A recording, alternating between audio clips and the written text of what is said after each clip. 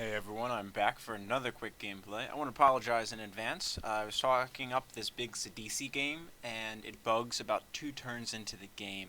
I was talking about it in my last video with the Krenko games, and it really bothers me that it wasn't coming up right. And it was too much of a gameplay for me to show the 2 turns that don't bug, and then talk about the rest of the gameplay. I don't think that's very entertaining to watch. Uh, Sometimes it's alright if it's like turn 10 or 11 and only went to 12 or 13.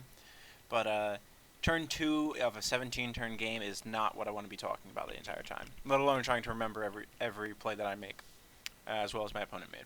So, in replacement for that, I have a 20 turn gameplay here against Mr. Mew. I am playing Control, if it wasn't evidenced by the 20 turn gameplay, or the title of the video. I am playing Rashmi against Yidris Maelstrom Wielder. And Mr. Mew is a great sport. I had a fantastic game against him. I'm not going to pull up a chat. We were just talking about some of the different games that we've played with the decks and some of the funny interactions that we had going on. So I see a very capable hand. I win the dice roll. I have preordained turn 1, turn 2 negate, turn 3 forbid if I get a second blue source into turn 4 Rashmi.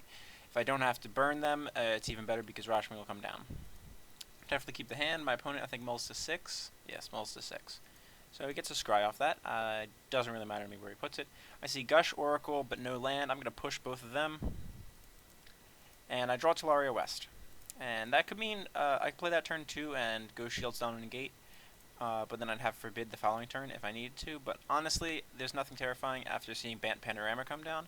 I'm just going to make the safe play the Forest, and play Talaria West next turn, hoping that I don't have to use negate this turn, and I can sandbag it for the turn that I played West. Pick up Vidal Shackles. I'm trying to go through the turns quickly because I know it is such a long game, and the later turns will take longer. So I played Talaria West, ship the turn. My opponent goes with a tap, a slow tap land, I think is the name of this cycle from Kamigawa block. It pays for any one of the 2 colors, doesn't untap, or makes 1 colorless. And uses a brainstorm, so definitely look for something. There was some thought to negating this, but I decided let's not go for it. I'd rather save the negate for something that absolutely kills me. Pick up the 3 visits. And there's temptation to run that out, sit on the forbid, but honestly I want to try to start getting Rashmi value as soon as possible. My opponent doesn't. The land doesn't untap, which is fantastic. They have the shock land though, and turns on the green source. I don't know why they hadn't cracked Panorama yet at this point. Maybe they didn't know if they needed to get green or blue, I guess. So they're going to Shriekmaw Rashmi. Well, that's fine. Alright, she ate a removal spell. We did 3 visits into Breeding Pool and leave up Venser, or leave up Negate this turn. They cracked the Panorama and shipped the turn. I'm going... sorry, on one of the turns they suspended Wheel of Fate. I jumped through that. That was their second turn they suspended Wheel of Fate. So I know this has been coming down from this point. So I'm making a play that was a little bit of a misplay. I'm thinking that I might want to counter this Wheel of Fate, or sorry, let this Wheel of Fate resolve. But they only have a single red source, and they don't have a Panorama. Sorry, that can't get red anyway. That's banned. So I make the Venser bounce the Mountain play, thinking that I might want to let this Wheel of Fate resolve, and that would wheel away their red source. Potentially into another red source, but it wheels away one of their lands. And keep in mind that I did this Venser play. It's relevant for later in the game. So I'm going to throw the Shackles out, so this way I have Negate plus Shackles. Or I have Beast Within up. Wheel, I think for a sec, and I decide this is going to eat the Negate. My opponent has a lot of cards. Even though it would be good value for me, I feel like I'm in decent control of this game. I want to save this Beast Within because it's actual removal for his commander.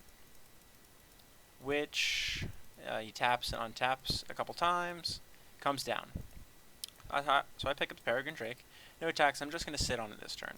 I could Beast Within on my turn, but I'd rather make them spend Counter Magic on their turn, so this gives me Forbid plus Beast Within if I need it.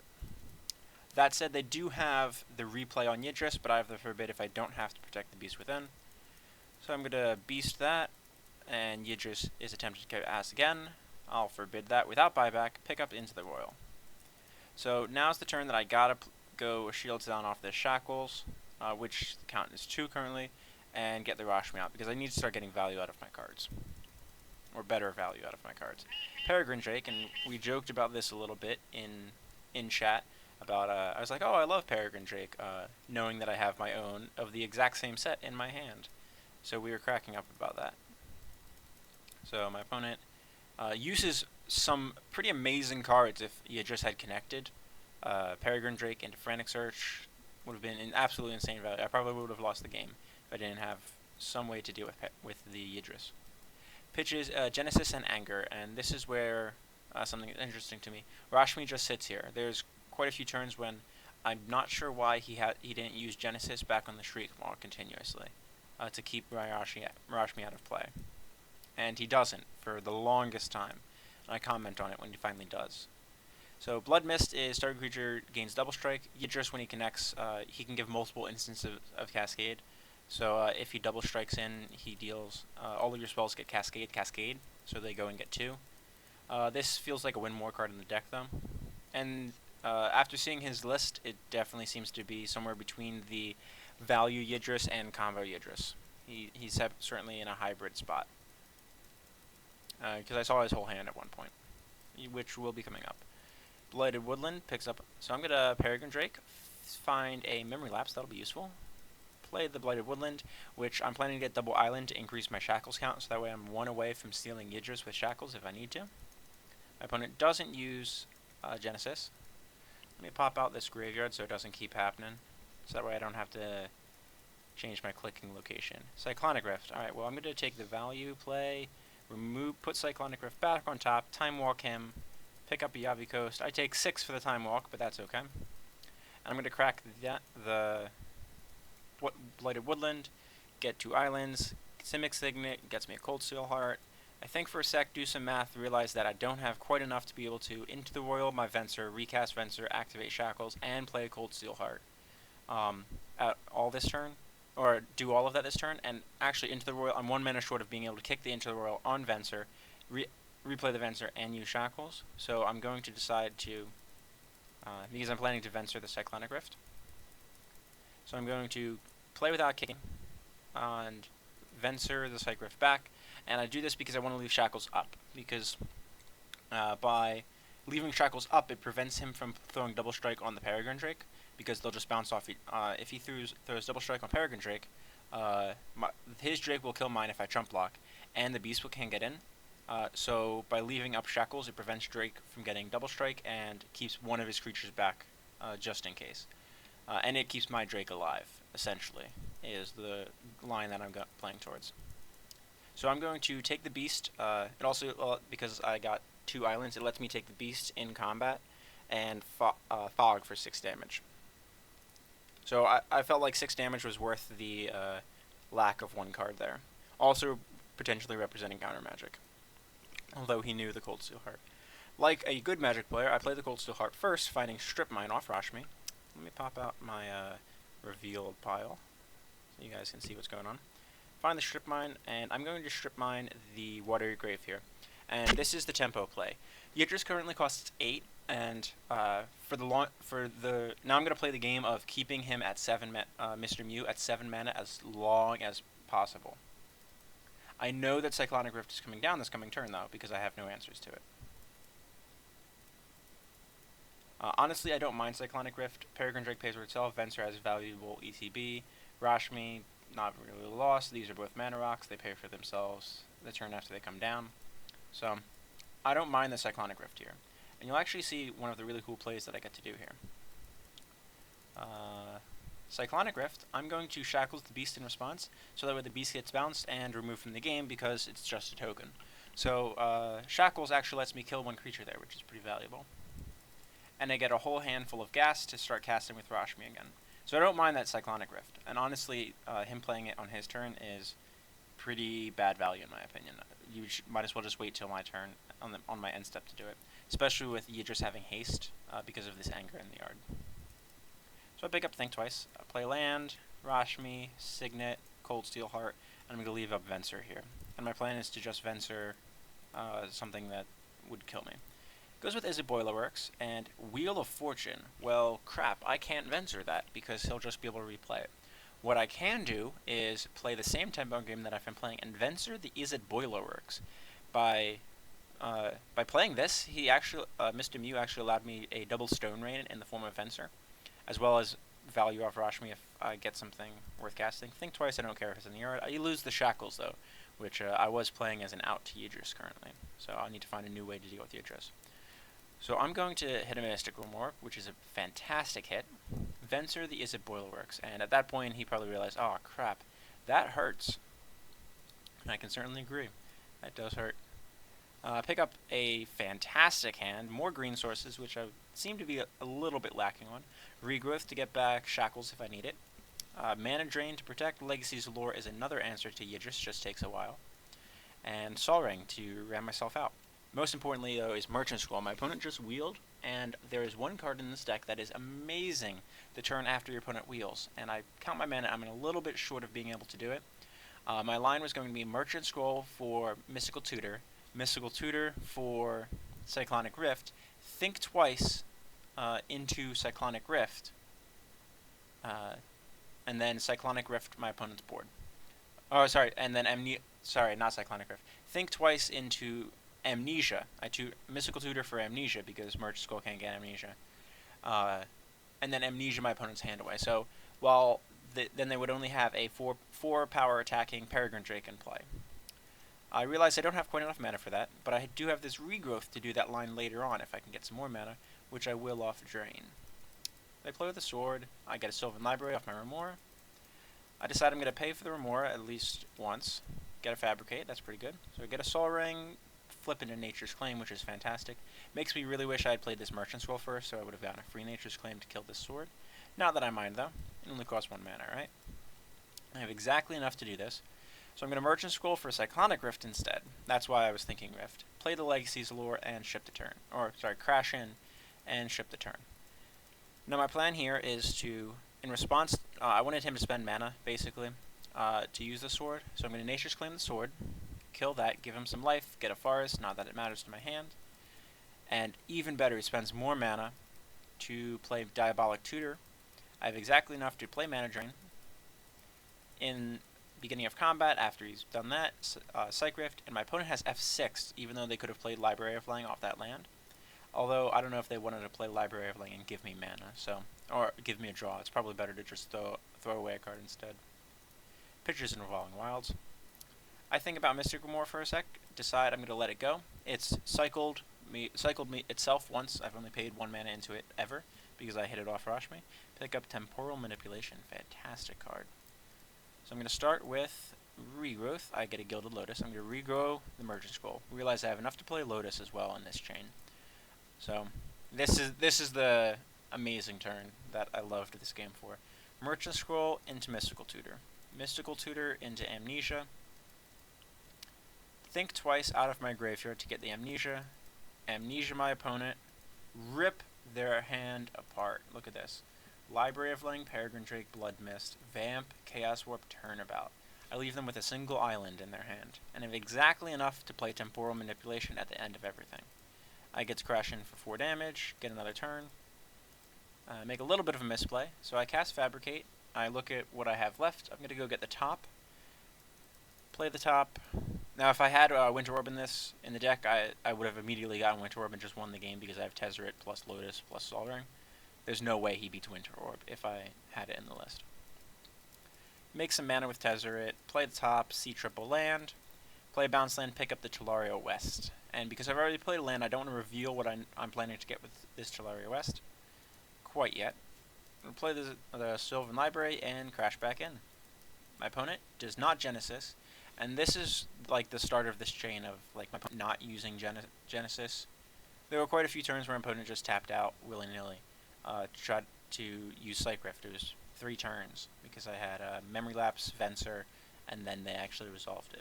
But they never went for this Shriekmaw for the longest time. Utopia Sprawl on Overgrown Tomb. Alright, so that's exactly enough for a hasty Yidris. But they realized that if they don't kill Tezzeret, I have Tezzeret Ultimate for 5, 10, 15, 20, 25, 30 damage on just my artifacts. So they have to kill Tezzeret, and they don't get to hit me for 5. So Tezzeret hits the bin. I see triple lands again, unfortunately. Don't need to even look at them with Sylvan. I'm going to transmute Tolaria West for Maze of Ith, play the Maze, and now I have successfully answered Yidris for good. See Brainstorm, Capture of Jing Zhao, and Nature's Lore. Pretty fantastic. So I'm going to Rex Sage into Capture of Jing. Destroy that. Destroy their Utopia Sprawl. Cast Capture. Crash in for damage. Untap. Put Brainstorm back. Nature's Lore into the Brainstorm after I deal damage. Brainstorm, put 2 lands back. Get new cards. See a Gush. Pass the turn back. And this puts Legacies of Lore to 4, and I'm so close now. Shriekmaw comes back. I think about it. I'm going to counter the Shriekmaw. I top flip just to not reveal Gush. I know that I'm not going to be able to cast Gush off of the counterspell, so might as well just cast the top off the counterspell to hide information. Counter that, and I mean it's a card disadvantage in the sense that Shriekmaw is going to be able to come back every turn, but it's making my opponent tap 5 mana, so that's fine. Yidris comes down, tries to come in. I remember my Maze of Ith like a great Magic player. See land birds. I'm going to put back 1 land, take 4 down to 12. Play birds, get the other land off the top, and this cleared the top 3, so that way I see new cards with top, and that was my whole plan about doing that. And Legacy's Lore has finally hit 5 counters, so now I have the ability to steal Yidris. They spend mana to get back Shriekmaw, spend the mana to cast Shriekmaw, and I'm just going to let it go. Because I'm planning to use this Gush post Yidris combat damage to cascade off it as well, and get 3 to 4 free spells. They kill the Rashmi though, and play an Arbor Elf. That is absolutely fine. Time started to become an issue in this game as well, in all classic control matches. So I'm going to look at what I see. I see a Sakura Tri-Builder, Thought Vessel land. I'm going to take the Tri-Builder, because it's a shuffle effect. I don't need the Thought Vessel. I take Yidris on their end step, and I make a little bit of misplay. I play Rashmi first, although... Oh no. When you cast... As you cast spells from your hand. Alright, so casting Rashmi wasn't a misplay. I wouldn't have gotten Cascade off it anyway. Crashing with Yidris. Chump block. Take 4. I gain Cascade. Sakura Tri-Builder hit Ponder. Ponder put Ewit on top. Play Ewit. Ewit hits Thrasios, Triton Hero. Ewit back Temporal. Temporal hits Sower of Temptation, which I put to the bottom. I don't need it. I'd rather have it in the deck. Cast Gush. Gush hits Kiora. -1 Kiora. Play extra land. Take my next turn. See Jace hit Dismiss. Crash in with the team. Just like that, down to -1 life. So this was the gameplay. Wow, I actually made it through 20 turns in less minutes. Good for me. I've been trying to get the times of my videos down a little bit. I know they get a little bit long, but I hope you enjoy the games all the same. This was a fantastic game against an opponent that was a very good sport. We had been chatting. Once he saw Legacy's Lore hit 4 after my second time walk, I really didn't mind about anything that he could do. I had the Maze to answer Yidris. Even if he had played something like Acidic Slime to kill the Maze, that means Rashmi survives. Yidris would go in. I'd probably chump with Rashmi and Venser just to block Yidris and prevent damage. If he had left all mana open and somehow killed Maze with less mana, or like a Wasteland or a Strip Mine off the top. Overall, I really enjoyed this match. It was a great back and forth. It was touch and go for the first 6 or 7 turns, but once I started to take control of the game, and my opponent didn't see that they had Shriekmaw every turn, and just gave me that continuous value off of Rashmi, the game was over rather quickly. If they had forced me to have a counterspell every turn or have to replay Rashmi, this game might have gone a little bit differently. But I really loved that line of, that was the Amnesia line. The Merge and Scroll into Mystical Tutor for Amnesia, put it on top, think twice, into Amnesia, and Amnesia my opponent away, with exactly enough to do it, with a Time Walk following that, off a mana drain on my opponent's Tutor.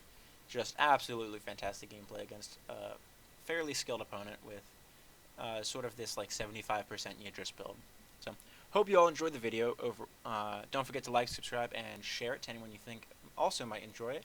And let me know in the comments down below if I made any other misplays that I didn't talk about in my analysis. Alright, hope to see you all in the next one, and give me any suggestions you wanted to see for 2017 now that we're in the new year. I've had one person suggest a couple different things, partner up with some of the other YouTube videos, YouTube content creators for competitive EDH, Brian Weissman, Nate Prodzak, Cameron Sadler. Maybe we could get together and do like a two-headed giant if Bodo still does that for EDH, or a 4-man. Might be fun. Alright, see y'all in the next one.